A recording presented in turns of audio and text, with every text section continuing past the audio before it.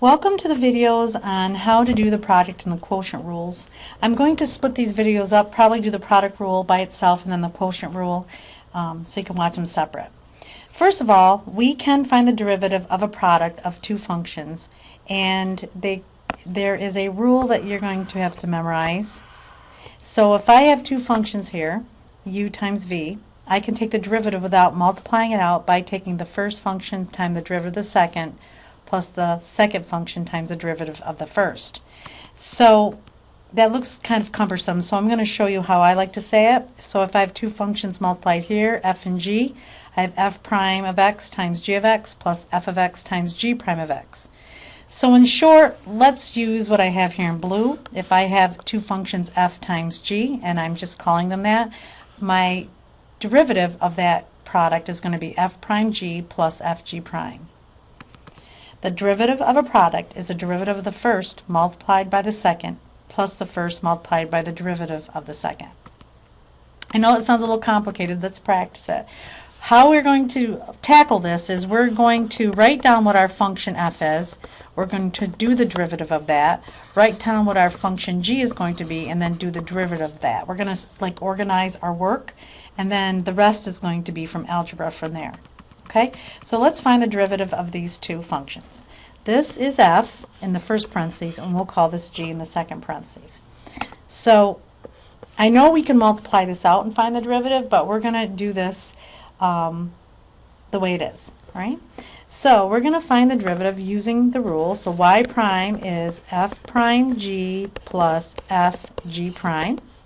So f is x squared plus 1 in this problem. F prime is going to be 2x. G is going to be x cubed plus 3. G prime is 3x squared. All right. Now that I've done that on the side, basically it's just plugging them into this formula that you have to memorize. So I'm going to have 2x, because that's f prime, times g, which is x cubed plus 3, plus f, which is x squared plus 1. But I'm going to put that behind the g because it's a monomial, g prime is. So g prime is this times the f, which is x squared plus 1. Right? Now here you can multiply this all out and then combine everything. So let's do this. So I got y prime equals, if I multiply this out, it would be 2x to the fourth plus 6x plus 3x to the fourth plus 3x squared. And if I combine that, that's going to be 6x to the fourth, 5x to the fourth, because 2x to the fourth plus 3 is 5x to the fourth, plus 3x squared plus 6x. Okay? Now you can factor an x out of all that, and I like to have these in factored form. So if I factor an x out of all that, I'd have 5x cubed plus 3x plus 6. So that's how we'll leave it, is in factored form. And I like to try to leave these in factored form, and there's a method to my madness. As we go along, you'll see why I like that. But either one of these are good, but I like the factored form. Okay? Let's look at the second one. This is f, this is g. All right, let's highlight. This is our f function, this is our g function. Now the only thing about this g function, I have a fraction here, so we're going to write this as x to the negative 1 so that when we go to do the derivative it'll be much easier. So this function f is x squared plus 1. F prime is going to be 2x.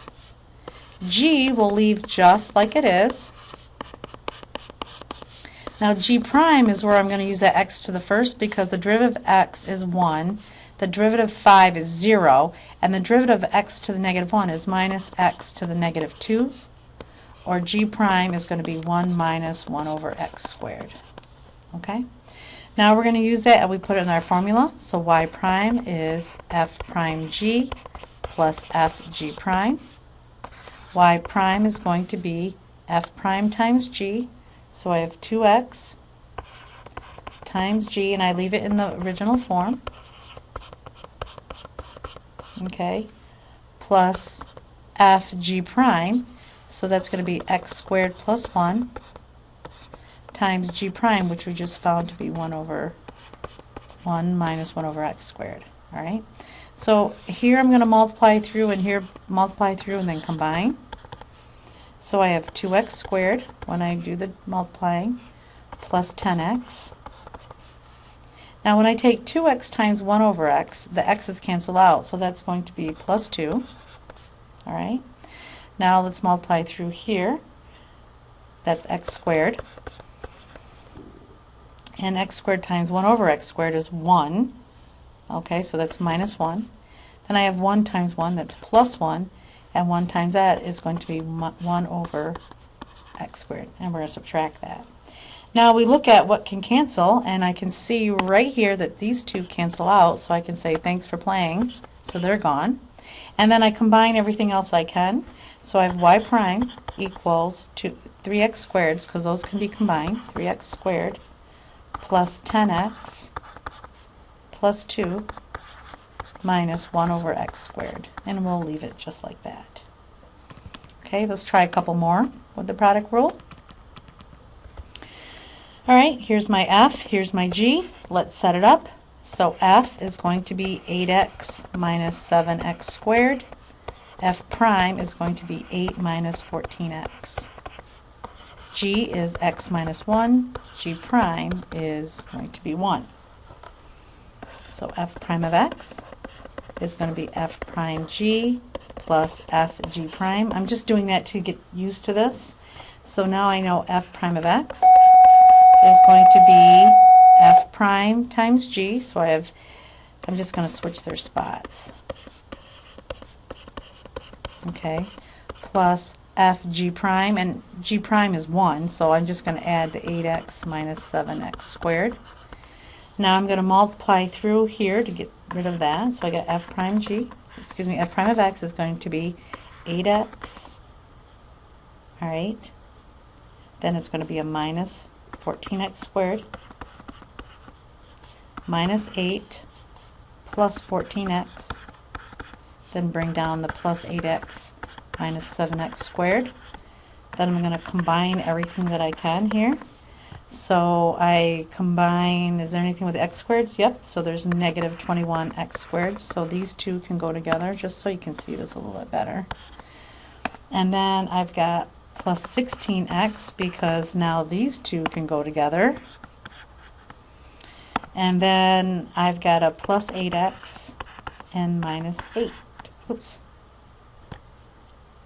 Okay, minus, let me see, did I do this? Yep, minus 8. So I got negative 21x squared plus 16x, and I have a plus 14. Nope, I did right. Okay, that's good.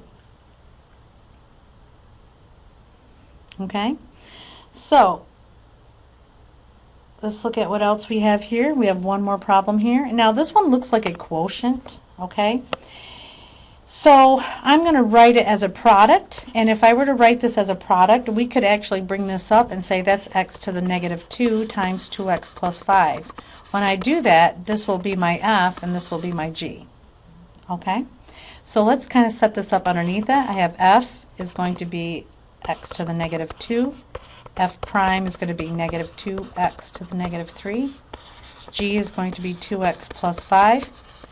G prime is going to be 2. Alright, so f prime of x is, and we're going to go use this again, is going to be f prime g plus f g prime. I just don't have room to put it here, I don't think, so I'm going to use every bit I have. So I'm going to do f prime times g, so I have negative 2x to the negative third times g, plus f g prime, so that's going to be 2 times x to the negative 2. Let's go through and multiply all this. So now I have negative 4x to the negative 2 minus 10x to the negative 3 plus 2x to the negative 2. Now these two can be combined, right? So I have f prime of g equals negative 2x to the negative 2 minus 10x to the negative 3. And we can rewrite that with positive exponents as negative 2 over x squared minus 10 over x cubed. So there is a short derivative on how to do the product rule.